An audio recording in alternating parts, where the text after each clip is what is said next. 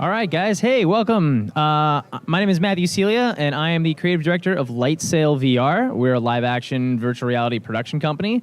So we're filming a lot of VR content. We're using a lot of the Mettle tools. So thanks, Mettle, for having us here today. And there have been so many awesome talks that have been diving really, really deep into the technology and tutorials of how you're doing specific things with specific projects. And I thought today I would just take kind of a little bit of a step back and talk a little bit more macro thematically about some of the creative decisions that you can make when you want to create presence in VR. And presence is going to be a big topic of my conversation here today. So when I was like 15 and The Matrix came out, it was a pretty influential movie. And in that movie, Morpheus, he says, "What is real? Define real." And I think The Matrix is a major virtual reality movie. And so today I'm going to talk about what is presence. And this is actually a definition, which is it's the fact of being in a particular place, the state of being present. You are there. You're in the moment. The mind is powerful, and that is what's cool about virtual reality. So I ask this, if you're thinking, where should I look? How does this work? What am I doing? Is this face mask uncomfortable? Is, all these things that aren't related to the story. Are you present? Are you really in virtual reality? And I would contend no. And so the whole thing about my talk here is like, let's look at all the techniques, pre-production, production, and post-production of how we define presence and how we're going to create cinematic VR. So first, it all starts with the story, because you have to have a great story. And Doug Liman has a great quote and he just did the series Invisible, and this really resonated with me when he said, "We have to work way harder in VR than we've ever had to in 2D to make the audience hungry, because they're going to have to search the frame to find the story. The characters have to become more compelling and more quickly compelling than what you're used to film in television." And the key word of this is character. And something I want to stress is that if you're filming in VR and you're creating narrative content specifically, you must have compelling characters and you must create conflict, because if it's not emotionally engaging, then people are bored. And when people are bored, they're thinking about that they're thirsty or hungry or that their HMD hurts their nose, and they're not in your story. They're not present. So now, the thing is, we have a lot of pain points in creating and thinking about 360 storytelling. The first one is there's no close-ups, which has kind of been a challenge for storytellers. If you're going to tell a story about someone rolling a dice at a casino, you can't really see that dice. It's not really going to resolve in the headset. You also don't have montage, which is a tool that storytellers have been using to tell stories for a long time, ever since they invented it back in the early days of film. The other thing we have to think about is, what do your characters do when they're not talking, right? Just because you have a frame and they're watching, but you may have characters over here or characters over here in the frame, and if you don't think about their entrances and their exits and how they exist in this world in a reality space, then all of a sudden, you got to figure out what to do with them. So it's important to think of your staging a lot like theater. The other thing we take a look at in VR is defining what I call your point of view. In this shot is from a virtual reality horror opera that we did with Opera on Tap. And the story is about these two women who find themselves in a purgatory. They have just been killed by these watcher creatures. And in this scene, she points the wrench right at us and she says, you. And that's a really powerful moment, because you learn that you are one of these watchers in the scene and you are present. And this defines your point of view. And what's really important about this is that in VR, unlike a traditional 2D cinema, right, where I am the audience, I am watching the screen, and I'm participating that way, in VR, you are actually in the space and you are a part of the story. And so think about how you're going to deal with cuts. And think about how the characters are going to interact with you. Because I think that when you think about that, now you're taking advantage of what makes VR really unique, right? You're taking advantage of this medium in a way that no other medium can provide. So I have a couple examples here. This is from a pirate piece we did. That's me. It's a little cameo. Because, got to hide somewhere sometimes when I'm directing. And in this, I asked, who are you in this scene? What we did for this scene is we put you as a bird in a cage. So you're the center of attention and everybody's fighting over you, which gives you a defined point of view. The relationship, the contract that you have between yourself and the actors on the screen is well established. Also, what's really great about this is something I like, is eye contact. So if you see here, he's looking right at you. When you can do eye contact in VR, that is what I call the equivalent of a close-up, right? It's something that draws you in and makes you connected to the space a bit more. So that's really important. Here's another project. This is Mr. Robot, which is a great piece that was released by Within earlier this year. And one of the interesting things about this piece is, this started where, the character here, he's looking at you and he's making eye contact with you. So I feel like I'm someone in the room.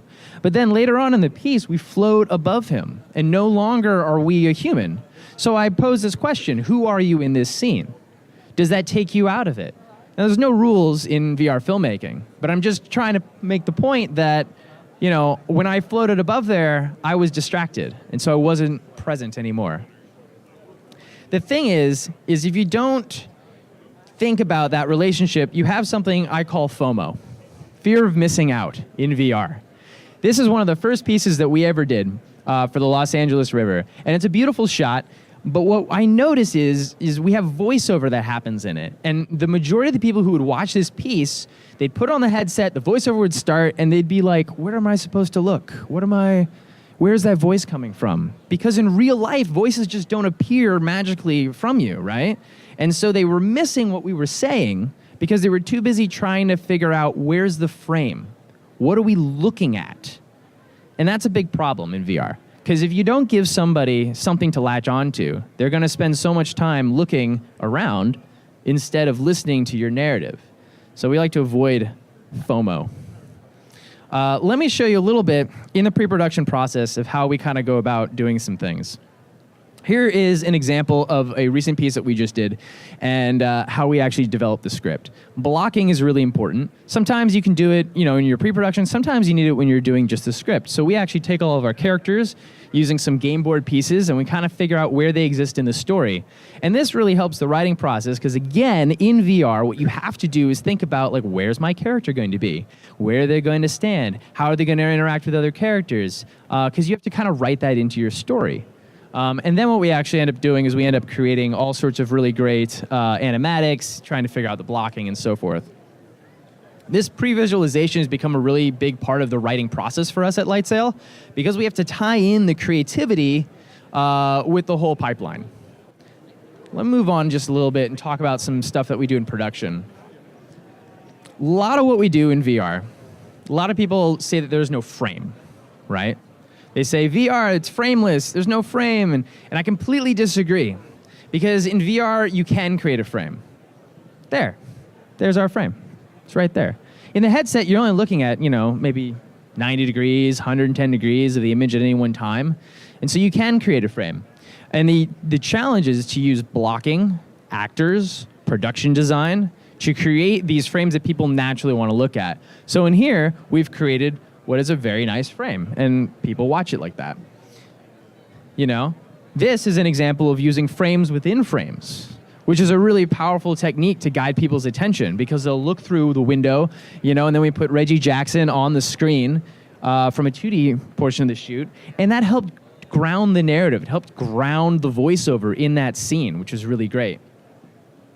Also using symmetry. Composition is just as essential in VR, if not more essential than it is in traditional 2D filmmaking, because you have to place elements in a comfortable viewing space. Think about symmetry. Think about how we're creating this nice long lines. Think about camera placement. All these things are key to telling your story in VR and key to expressing a narrative. Key to keeping you present, because when things look wrong and things look weird, you notice it subconsciously. We've been watching cinema and moving images for 100 years. Our minds are trained to do this. One thing that we can also do is shoot 180 degrees, and this is a production technique that we use quite a bit here at Lightsail. If you can see in this photo, I'm standing there giving direction to the actors. We've got lights. You can see, our microphone below the camera, and we don't really care about all this back stuff. I'm always annoyed when people say like, oh, I gotta go like run and hide and conduct my interview from the bushes. You don't. You just shoot a clean plate. It's a simple visual effects process that allows you to be there to direct your actors, to get the story and performances that you want, to light it in a way that works, and then you just shoot a clean plate and comp it all out. Very, very easy to do. These are tools and techniques, you know? So let me move on just a little bit from that, and let me talk a little bit about some of the editing techniques that we use in trying to keep you present.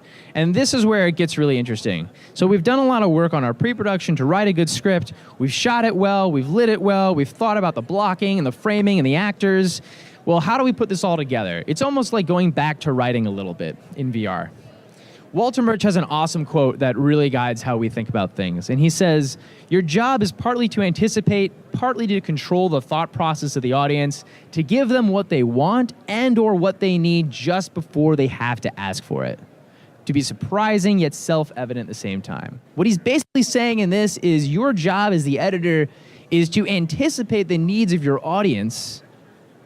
And he's talking about 2D cinema. But I challenge you this. I say it's just as relevant in VR, if not more so, because the audience now has an amazing level of control where they can look where they want to look. But you, as a filmmaker and as an artist, can use the tools to encourage them to look and create a frame and to talk about how do we create immersive VR that keeps you present. Jessica Brillhart, who is a filmmaker in residence over at Google, has this awesome graph that was really inspiring. And she talks about how she thinks about all of her shots as a series of concentric circles when designing her edit, right? So if you have a character and your character starts on screen right, or screen left, sorry, and walks to screen right, your audience in the headset or on the phone, they're looking this way, right?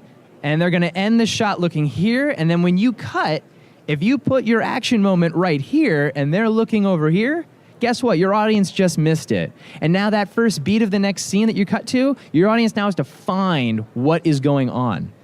You've just lost them. You've just lost present.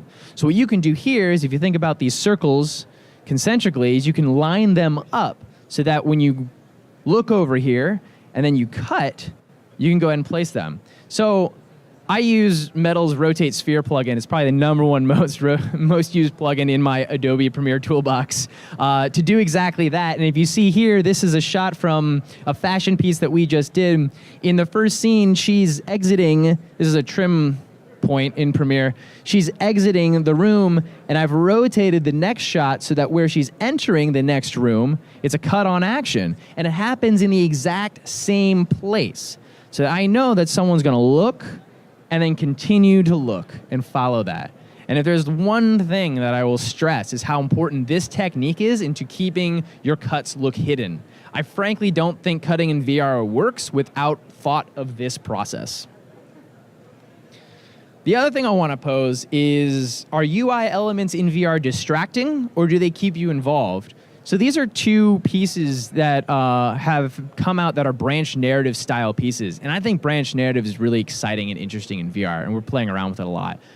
So in this one, this is VR Noir.